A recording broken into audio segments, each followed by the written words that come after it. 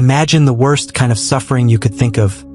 Pain so unbearable it feels worse than the torments of hell itself. Now, what if I told you there was a real person on this earth who went through something far more terrifying than anything you could possibly imagine? His DNA was destroyed, his body was literally falling apart piece by piece, and every second he lived was pure torture. This is the story of the most radioactive man in history, the man who suffered the most painful death ever recorded. And once you hear what happened to him, you'll understand why even doctors said keeping him alive was crueler than letting him go. Warning, warning. This story is not for kids. What you're about to hear is disturbing, graphic, and absolutely real. So let's get started. Hisashi Ouchi. News of the incident flooded the Japanese media.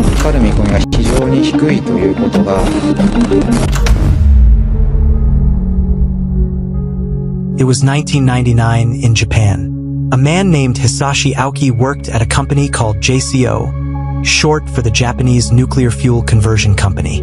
Their job was to produce nuclear fuel for power plants.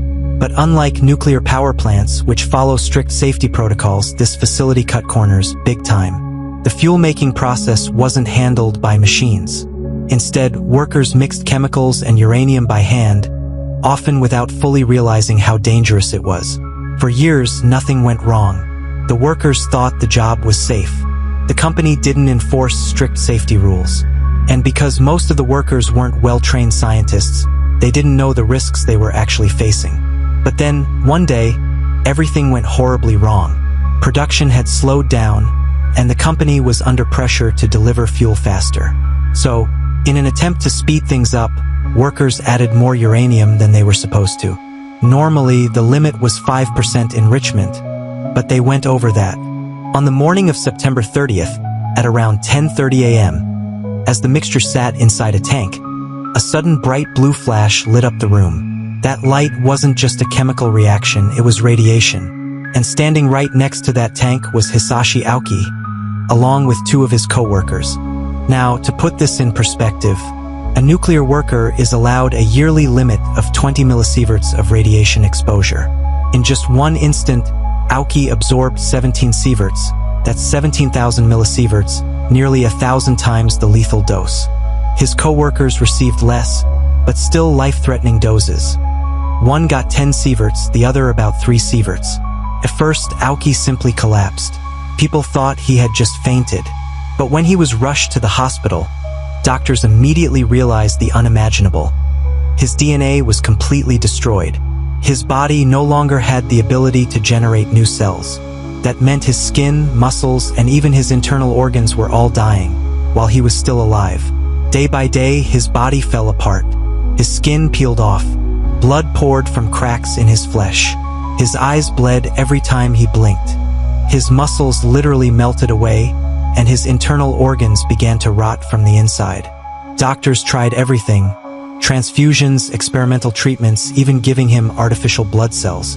At one point, they managed to keep him alive with continuous infusions of fluids and cells. But nothing worked because without DNA, the human body simply can't rebuild itself. And yet, Aoki wouldn't die. He suffered through 81 days of unimaginable agony. His body lost liters of fluid every single day. His organs shut down one by one. At one point, his heart stopped, but doctors revived him with electric shocks, only to prolong the suffering. Eventually, even his family begged the doctors to let him go. Finally, after nearly 3 months of torture, Aoki's heart gave out for the last time. This time, they didn't bring him back. The tragedy of Hisashi Aoki wasn't his fault.